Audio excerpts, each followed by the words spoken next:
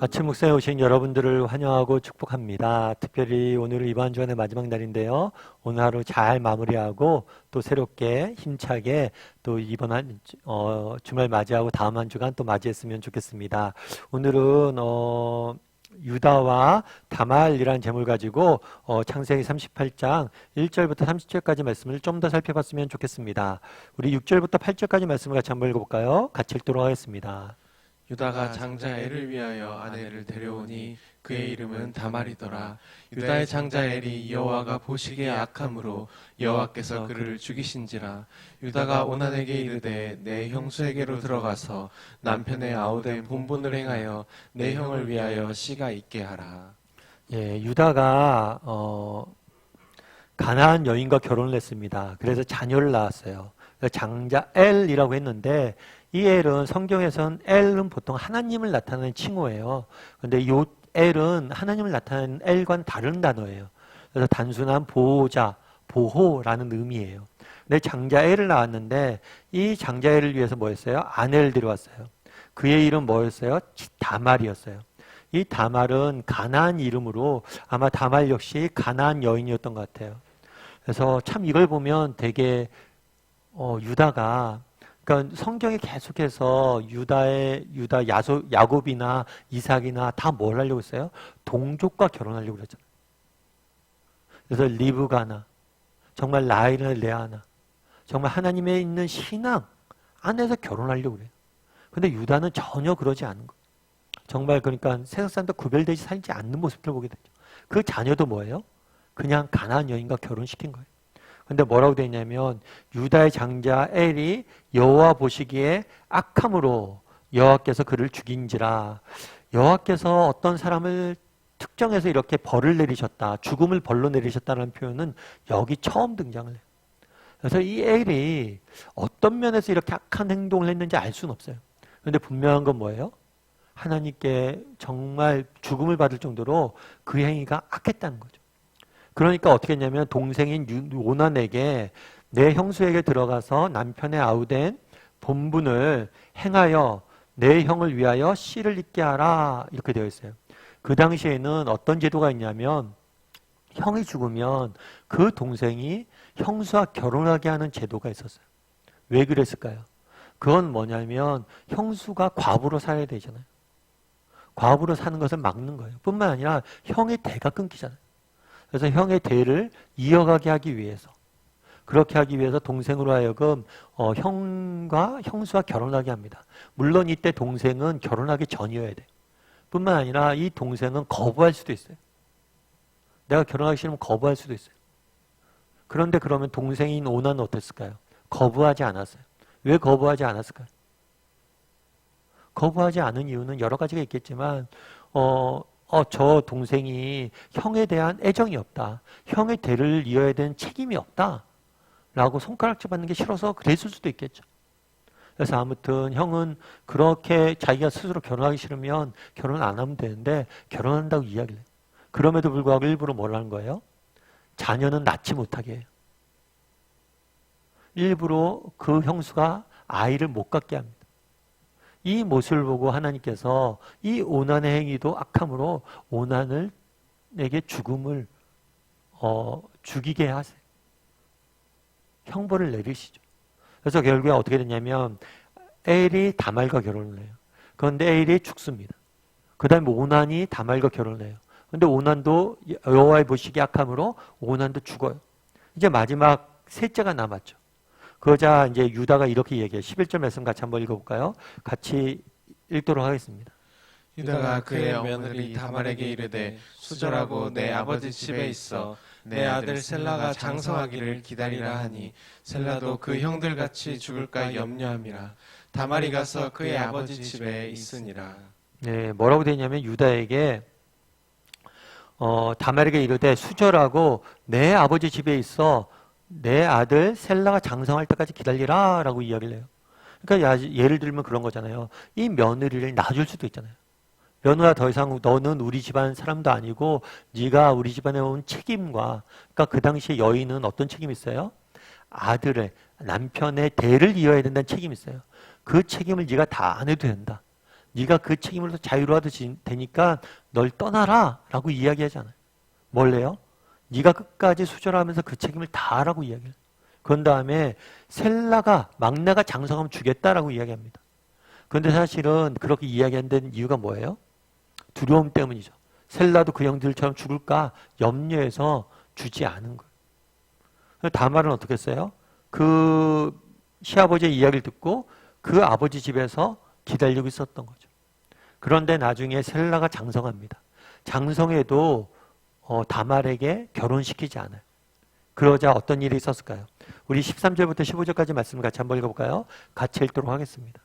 어떤 사람이 다말에게 말하되 내 시아버지가 자기의 양털을 깎으려고 딥나에 올라왔다 한지라 그가 그 과부의 의복을 벗고 너울로 얼굴을 가리고 몸을 휩싸고 딥나 길곁 에나임 문에 앉았으니 이는 셀라가 장성함을 보았어도 자기를 그의 아내로 주지 않음으로 말미암음이라 그가 얼굴을 가리었으므로 유다가 그를 보고 창녀로 여겨.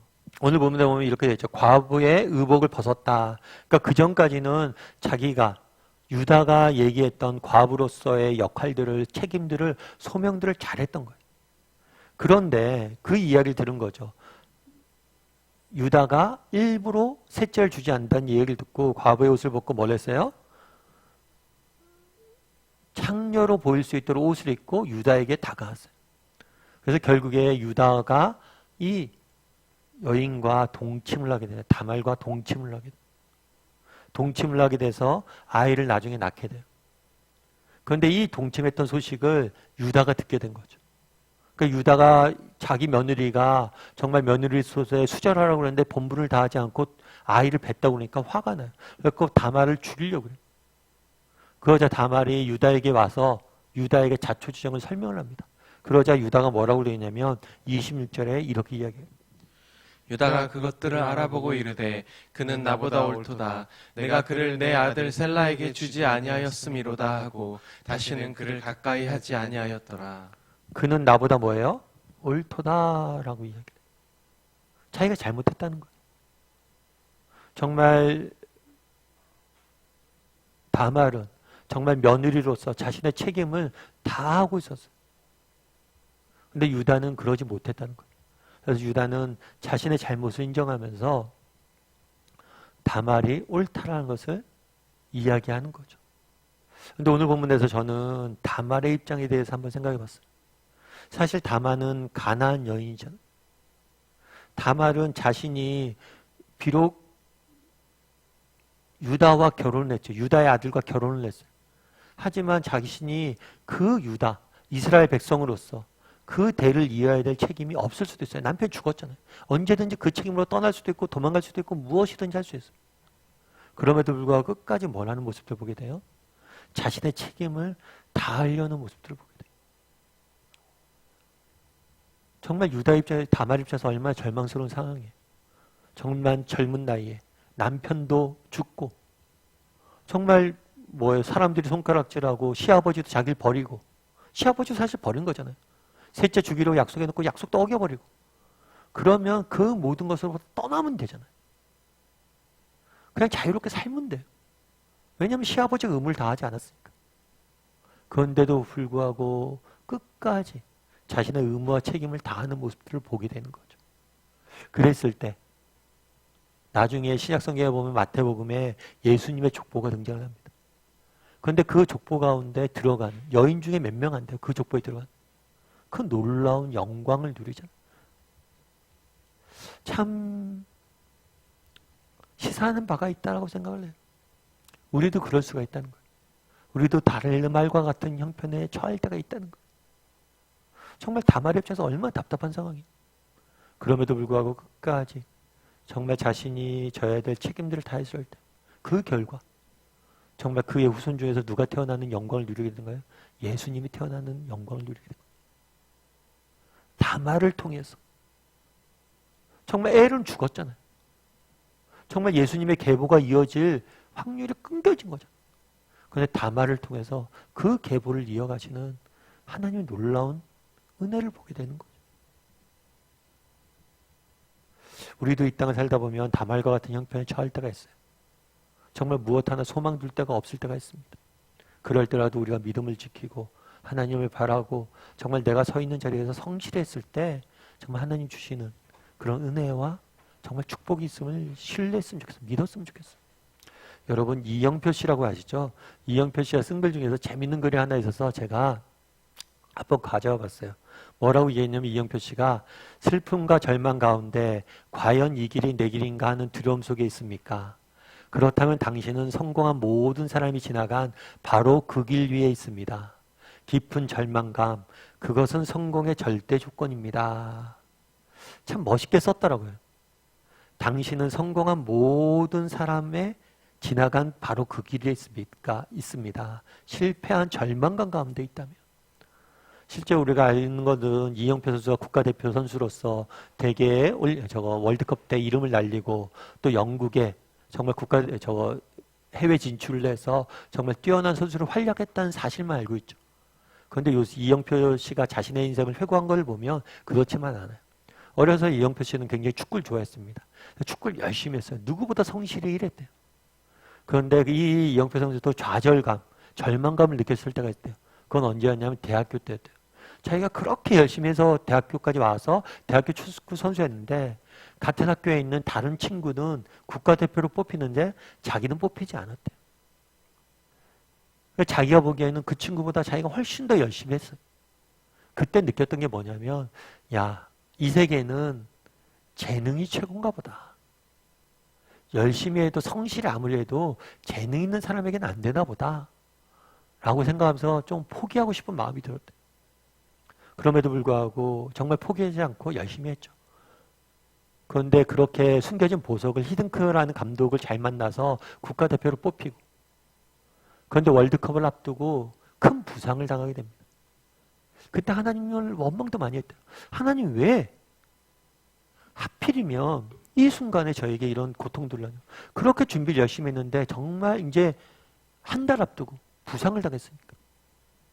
그런데 그때 하나님이 찾아와 위로도 해주시고 하나님 찾아와 묻기도 했대요. 야, 영표야, 너 정말 내 이름을 위해서 이 월드컵에 뛰고 싶다고 그랬지? 맞아? 네 이름을 위해서 그런 건 아니야? 왜 나한테 원망하지 지금? 이런 마음을 주셨대요.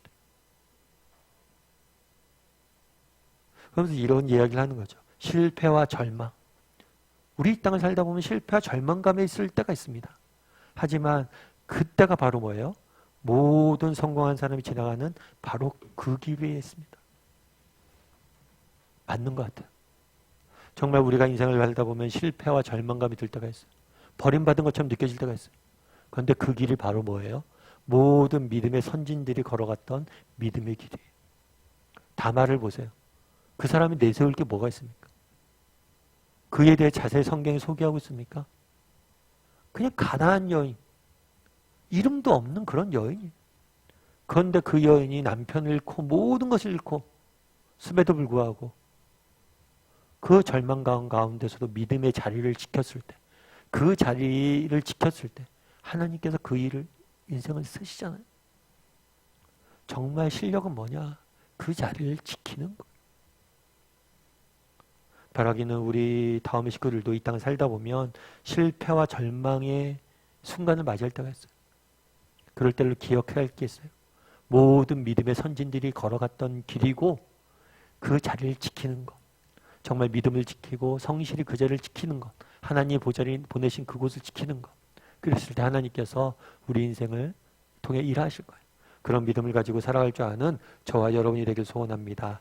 우리 시간 함께 기도했으면 좋겠는데요. 기도하실 때 오늘 말씀 기억하면서 기도했으면 좋겠습니다. 오늘 말씀에 뭐라고 말씀하십니까? 하나님께서 정말 그날에 다말에게 유다가 뭐라고 내가 나보다 옳도다. 너가 정말 나보다 정직히 성실히 믿음을 지켰다라고 이야기해요. 우리도 마찬가지예요. 정말 이 땅을 살다 보면 모든 것이 소망이 없어지는 것처럼 느껴질 때가 있습니다.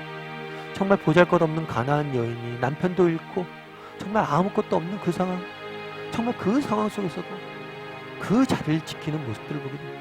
우리에게도 그런 믿음들을 달라고, 때로는 절망과 실망과 정말 암흑의 시기가 지날 때가 있지만 그 순간 정말 모든 믿음의 선배들이 걸어갔던 그 길임을 기억하고 그 길의 끝에 하나님께서 우리를 은혜로 축복으로 인도해 주실 걸 믿고 끝까지 믿음의 길을 걸어갈 줄을 아는 사람들이 되게 해달라고 이 시간 함께 기도했으면 좋겠습니다.